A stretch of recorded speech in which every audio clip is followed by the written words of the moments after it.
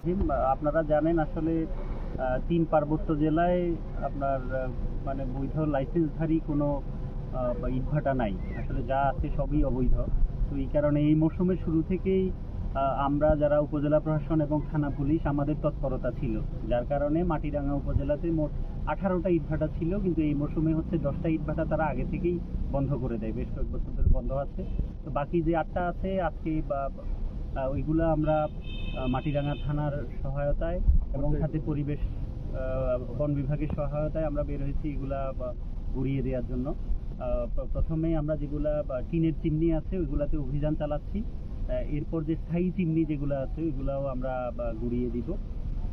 আমি আপনাদের মাধ্যমে যারা ভাটার মালিক আছে ওনাদেরকে অনুরোধ করব যাতে কোনো কারণে এগুলা যাতে চালু না করে, কারণ এটা বাংলাদেশের সর্বোচ্চ আদালতের আদেশ, এটা অমান্য করলে তখন ওনাদেরকে আরো বেশি জটিলতায় পড়তে হবে। ধন্যবাদ।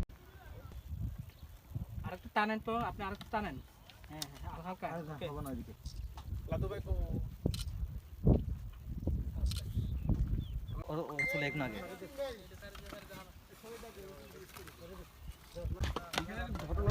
সেটা হচ্ছে যে কি অভিযান চালানো ভিশনের ফুলঝুরি মেগা অফারে ফ্রিজ কিনলেই পাচ্ছেন 16 পিসের আকর্ষণীয় গিফট বক্স একদম ফ্রি।